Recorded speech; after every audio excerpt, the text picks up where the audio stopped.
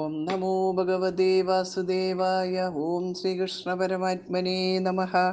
എല്ലാവർക്കും നമസ്കാരം. ശ്രീമദ് നാരായണീയം ദശകം 11 ശ്ലോകം 8. കശ്യപ മഹർഷിക്കും അസുരമാതാവായ ദിതിക്കും പുത്രന്മാരായിട്ട് ഹിരണ്യാക്ഷനും ഹിരണ്യകശിപുവും ജനിച്ചു. അങ്ങനെ അസുരന്മാരുടെ രണ്ടുപേരുടെയും പേരും സ്വഭാവവും വിവരിക്കുന്നു 8ാമത്തെ ശ്ലോകത്തിൽ. ഹിരണ്യപൂർവകശിപുക്കിലേഖ പരോ ഹിരണ്യാക്ഷ ഇതി പ്രതീത ഉഭോ ഭവന്നാദമശേഷലോകം രുഷാ നിരുന്ദാം നിജവാസനാന്തോ. ഹിരണ്യപൂർവഃ കശിപുഃ കിലൈകഃ കില ഏകഃ പരോ ഹിരണ്യാക്ഷ ഇതി പ്രതീതഃ ഉഭോ ഭവന്നാദം അശേഷലോകം രുഷാ നിരുന്ദാം നിജവാസനാന്തോ. ഏകഃ ഹിരണ്യപൂർവഃ കശിപുഃ കില, ഒരുവൻ ഹിരണ്യകശിപു അത്രേ. പരഃ ഹിരണ്യാക്ഷഃ ഇതി പ്രതീതഃ, മറ്റേവൻ ഹിരണ്യാക്ഷൻ എന്നു പേർ കേട്ടവനാണ്. ഉഭൗ രണ്ടുപേരും നിജവാസനാന്തോ തങ്ങളുടെ ജന്മാന്തരവാസനയാൽ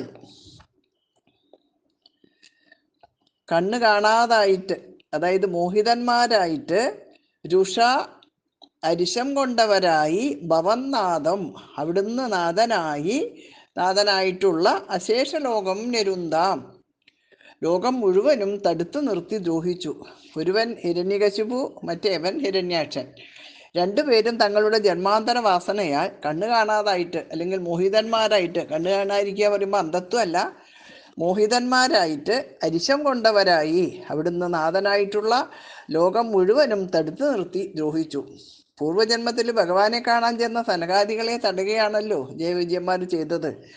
ഭഗവത് അനുഗ്രഹത്തിന് കാരണമായിട്ടുള്ള ധർമാചരണത്തിന് പ്രതിബന്ധമുണ്ടാക്കി ദ്രോഹിക്കുകയാണ് ഈ ജന്മത്തിൽ അവർ ചെയ്യുന്നത് എന്ന് ഭാവം.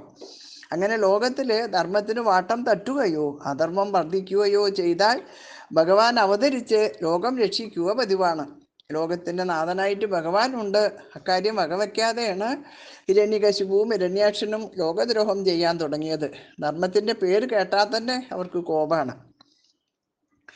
ഹിരണ്യപൂർവകശിപുക്കിലൈഘ പരോ ഹിരണ്യാക്ഷ ഇതി പ്രതീത ഉഭോ ഭവന്നാദമശേഷലോകം രുഷാ നിരുന്ദാം നിജവാസനാന്തോ.